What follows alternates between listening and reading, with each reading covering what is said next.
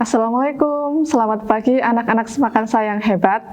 Bertemu kembali dengan Ibu pada mata pelajaran IPA untuk minggu ini. Semoga semua dalam keadaan sehat dan selalu semangat ya. Nah, untuk minggu ini kalian akan memasuki bab yang kedua. Yang sebelumnya sudah dipelajari bab 1 yaitu tentang gejala alam biotik dan abiotik. Untuk yang bab 2 ini kita akan belajar mengenai mitigasi bencana alam. Tapi sebelumnya jangan lupa ya untuk berdoa dulu sebelum mempelajari bab yang kedua ini supaya diberi kemudahan dan kelancaran. Nah anak-anak, ada yang sudah tahu apa itu mitigasi bencana alam? Sudah pernah mendengar belum? Pastinya sudah ya, tapi mungkin masih agak belum tahu apa itu mitigasi. Sebenarnya kita sering melihat berita di TV ya, ada berita bencana alam, tanah longsor, tsunami atau gunung meletus. Biasanya di situ akan disebutkan oleh penyiarnya mitigasi bencana alam dan seterusnya. Nah itu kita sering mendengar, tapi mungkin kita belum tahu ya apa sebenarnya arti mitigasi bencana alam. Nah, sebelumnya kita bahas dulu apa itu bencana alam. Bencana alam itu macam-macam ya. Ada mulai dari gunung meletus, kemudian tsunami, bisa juga banjir, tanah longsor dan sebagainya. Jadi bencana alam itu adalah suatu rangkaian peristiwa yang mengancam kehidupan masyarakat yang disebabkan oleh gaya eksogen ataupun gaya endogen, baik dari faktor alam seperti tadi ya sudah disebutkan tsunami, gunung meletus, angin topan maupun faktor manusia sehingga menimbulkan korban jiwa. Bisa manusia, kerusakan lingkungan atau juga berdampak pada psikologis. Nah ini gambarnya seperti ada gunung meletus ya, kemudian ini banjir bandang, tanah longsor, gempa. Penyebab bencana alam sendiri itu ada dua, yaitu gaya endogen dan gaya eksogen. Apa itu gaya endogen? Gaya endogen itu yaitu gaya yang berasal dari dalam bumi itu sendiri. Misalnya gempa bumi, erupsi, gunung berapi, tsunami, tanah dan batuan yang retak, atau lapisan tanah yang terbelah. Sedangkan gaya eksogen yaitu gaya yang berasal dari luar bumi, ekso ya, ekso itu luar, yang dapat mengubah keadaan di muka bumi. Contohnya erosi, angin puting beliung, kemudian sedimentasi, cuaca ekstrim, pelapukan, dan sebagainya. Nah, ada beberapa jenis bencana alam. Yang pertama yaitu bencana alam geologis. Geologis berarti ini sumbernya dari dalam bumi. Misalnya gempa bumi, letusan gunung, ya, gunung berapi dan tsunami.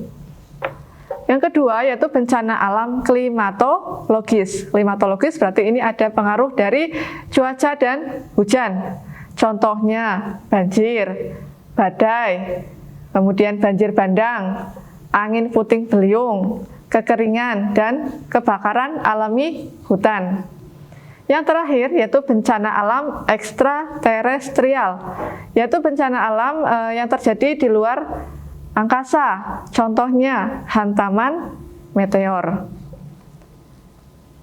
Nah, tadi sudah pengertian bencana alam. Nah, sekarang pengertian dari mitigasi. Mitigasi ini bisa diartikan yaitu serangkaian upaya yang dilakukan untuk mengurangi resiko bencana, baik secara struktural, misalnya melalui pembuatan bangunan-bangunan secara fisik, maupun non-struktural, yaitu melalui penyadaran dan peningkatan kemampuan menghadapi bencana alam. Itu ya, itu pengertian mitigasi. Kemudian hal-hal yang penting dalam mitigasi bencana, yaitu satu, tersedia informasi kawasan rawan bencana. Yang kedua, sosialisasi untuk kesadaran masyarakat menghadapi bencana, mengetahui apa yang harus dilakukan dan dihindari, penataan kawasan rawan bencana, dan membuat barak pengungsian secara permanen. jenis-jenis mitigasi, yang pertama ada mitigasi struktural, yaitu upaya untuk meminimalkan bencana yang dilakukan melalui pembuatan bangunan secara fisik, struktur secara fisik, serta menggunakan pendeteksi secara teknologi. Contohnya, pembuatan alat khusus untuk pencegahan banjir dan alat pendeteksi aktivitas gunung yang masih aktif. Secara struktural berarti secara fisik. Sedangkan yang kedua, secara non-struktural, yaitu serangkaian upaya untuk mengurangi dampak bencana selain dari mitigasi struktural, seperti pembuatan kebijakan dan pembuatan suatu peraturan. Contohnya, mengatur tata ruang kota, larangan membuang sampah ke sungai atau selokan. Jadi ini berupa aturan-aturan yang bisa mencegah terjadinya bencana. Nah, yang selanjutnya, mitigasi bencana. Jadi tadi bencana ada bermacam-macam, ada bencana tsunami, gempa bumi, gunung meletus, dan sebagainya. Kita bahas dulu yaitu gempa bumi. Gempa bumi ini adalah suatu peristiwa timbulnya getaran dari dalam bumi yang terjadi sebagai akibat dari terlepasnya energi yang terkumpul dalam batuan yang mengalami deformasi secara tiba-tiba. Nah, ini gempa bumi yang dapat meruntuhkan bangunan-bangunan. Alat pendeteksi gempa bumi yaitu berupa seismograf. Nah, ini kalau yang belum tahu atau belum pernah melihat alatnya, ini seperti ini, dapat merekam dan mengukur intensitas gempa. Bencana apa yang mungkin timbul dari gempa bumi? Yang pertama yaitu rekahan atau patahan di permukaan bumi. Kemudian getaran dan guncangan di permukaan tanah, longsoran tanah, perubahan aliran air, perubahan air bawah tanah, dan ini kalau gempanya di laut bisa menyebabkan tsunami. Nah, ini contoh gambaran gempa yang terjadi di lautan ya, yang dapat menyebabkan tsunami. Nah, upaya apa yang bisa dilakukan jika terjadi gempa? Yang pertama, keluarlah segera dari bangunan. Yang kedua, lindungi kepala kalian dengan tangan saat menuju pintu keluar atau bangunan. Yang ketiga, jauhi bangunan yang tinggi. Yang terakhir, pergilah ke tanah lapang. Jadi, ketika terjadi gempa, inilah upaya-upaya yang bisa kalian lakukan. Selanjutnya yaitu gunung meletus atau letusan gunung api. Kita tahu bahwa Indonesia memiliki 129 gunung api yang aktif atau 13% dari jumlah gunung aktif di dunia. Nah, saat ini lebih dari 10% penduduk Indonesia itu mendiami wilayah yang rentan terhadap letusan gunung api. Gunung api di Indonesia yang aktif mengeluarkan materi vulkanik diantaranya adalah Gunung Merapi, Gunung Agung, dan Gunung Sinabung. Nah, ini gambar erupsi dari Gunung Sinabung yang terdapat di Sumatera Utara. Nah, ini ada status ya, status atau aktivitas gunung api itu ada 4, bisa normal, waspada, siaga, dan awas. Bencana apa yang mungkin timbul dari letusan gunung api? Yang pertama, awan panas atau biasanya disebut wedus gembel ya, awan panas. Kemudian guguran longsoran lava, lontaran batu pijar, hujan abu, dan aliran lava. Nah, ini lereng Gunung Merapi yang ditutupi abu vulkanik seperti ini. Kemudian upaya apa yang bisa dilakukan jika terjadi letusan gunung api? Yang pertama, segeralah menuju tempat perlindungan terdekat. Hindari daerah yang terdampak letusan gunung api. Kemudian jangan lupa memakai masker untuk mengantisipasi turunnya hujan abu. Longsoran tanah. Nah, longsoran tanah ini adalah suatu perpindahan ya, perpindahan massa batuan atau tanah akibat gaya gravitasi atau gaya berat. Ini bisa terjadi karena faktor internal, yaitu misalnya lemahnya daya ikat tanah, atau faktor eksternal, misalnya kemiringan lereng dan masuknya air hujan karena tidak kuat menahan air hujan. Nah, ini gambaran daerah lereng cenderung rawan terjadi longsor. Nah, upaya apa yang bisa dilakukan? Yang pertama yaitu mengurangi tingkat keterjalan lereng. Yang kedua, menjaga drainase, jangan sampai tersumbat ya, atau meresapkan air ke dalam tanah. Pembuatan bangunan penahan, mendirikan bangunan dengan fondasi yang kuat. Kemudian melakukan pendataan tanah, melakukan pemadatan tanah di sekitar perumahan.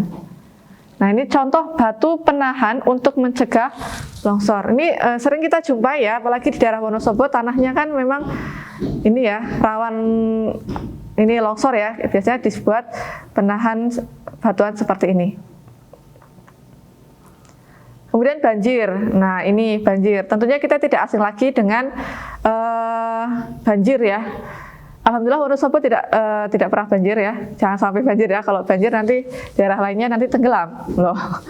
Banjir adalah suatu kondisi di mana air menggenang dengan kedalaman tertentu dan mengakibatkan gangguan. Nah, berdasarkan sudut pandang morfologi, banjir terjadi di negara-negara yang mempunyai bentuk bentang alam yang sangat bervariasi dengan sungai yang banyak. Nah, ini tindakan yang bisa dilakukan untuk mengantisipasi datangnya banjir. Yang pertama, kalian harus menjaga kebersihan lingkungan sekitar tempat tinggal kalian, terutama saluran air atau selokan. Kemudian, menyiapkan lokasi posko banjir yang tepat untuk mengungsi, lengkapi dengan fasilitas dapur umum, MCK, dan pasokan air bersih melalui koordinasi dengan aparat terkait. Nah, ini yang pertama ini penting ya, menjaga kebersihan lingkungan, tidak membuang sampah sembarangan, tidak membuang sampah di sungai atau di kali yang bisa menyebabkan saluran air terhambat dan ketika musim hujan bisa menyebabkan banjir. Nah, upaya apa yang dilakukan jika terjadi banjir? Tentunya yang pertama jangan panik ya. Jangan lupa matikan aliran listrik di dalam rumah atau hubungi PLN untuk mematikan aliran listrik di wilayah yang terkena bencana. Mengungsi ke daerah aman sedini mungkin saat genangan air masih diseberangi. Kemudian hindari berjalan di dekat saluran air untuk menghindari terseret arus banjir. Jika air terus meninggi, hubungi instansi penanggulangan bencana. Kemudian juga jangan lupa amankan surat-surat berharga di rumah, barang-barang yang berharga seperti elektronik dan lain sebagainya. Hidrometeorologi.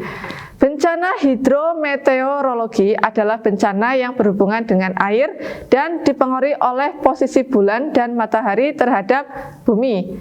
Contoh bencana ini adalah seperti kekeringan, angin topan, dan gelombang pasang. Nah, ini tornado. Tornado terjadi akibat perbedaan tekanan angin. Aerob ini masuk ke jalanan. Kemudian ada tanah pecah atau kekeringan. Itu tadi macam-macam mitigasi bencana alam. Kemudian kelembagaan penanggulangan bencana alam. Nah, ketika terjadi bencana alam, ini tentunya ada badan-badan yang membantu dalam menangani penanggulangan bencana alam tersebut. Di antaranya yaitu yang pertama adalah BNPB, Badan Nasional Penanggulangan Bencana, yaitu sebuah lembaga pemerintah non-departemen yang mempunyai tugas mengkoordinasikan perencanaan dan pelaksanaan kegiatan penanganan bencana dan kedaruratan yang terjadi sebelum, pada saat, dan setelah terjadi bencana, meliputi pencegahan, kesiapsiagaan, penanganan darurat, dan pemulihan.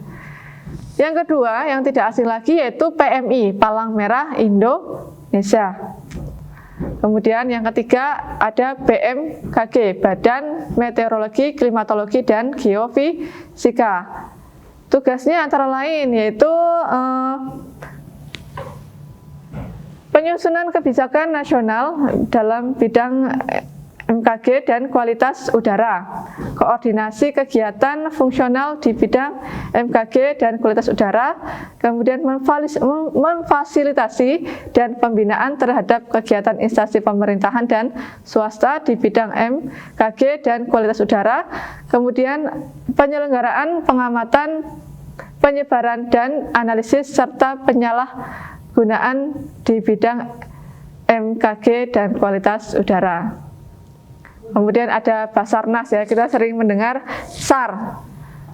Basarnas tugasnya adalah melakukan pembinaan, pengkoordinasian dan pengendalian potensi SAR dalam kegiatan SAR terhadap orang dan material yang hilang atau dikhawatirkan hilang dan menghadapi bahaya dalam pelayaran dan atau penerbangan serta memberikan bantuan dalam bencana dan musibah lainnya sesuai dengan peraturan SAR nasional dan internasional. Kemudian ada juga PVMBG, Pusat Vulkanologi dan Mitigasi Bencana Geologi. Nah, nanti ada soal latihan, bisa kalian kerjakan ya. Sekian untuk pertemuan hari ini, kita bertemu lagi pada pertemuan selanjutnya. Jangan lupa untuk like, share, comment, and subscribe agar tidak ketinggalan video pembelajaran dari Bapak dan Ibu Guru yang lainnya. Selamat pagi, wassalamualaikum warahmatullahi wabarakatuh.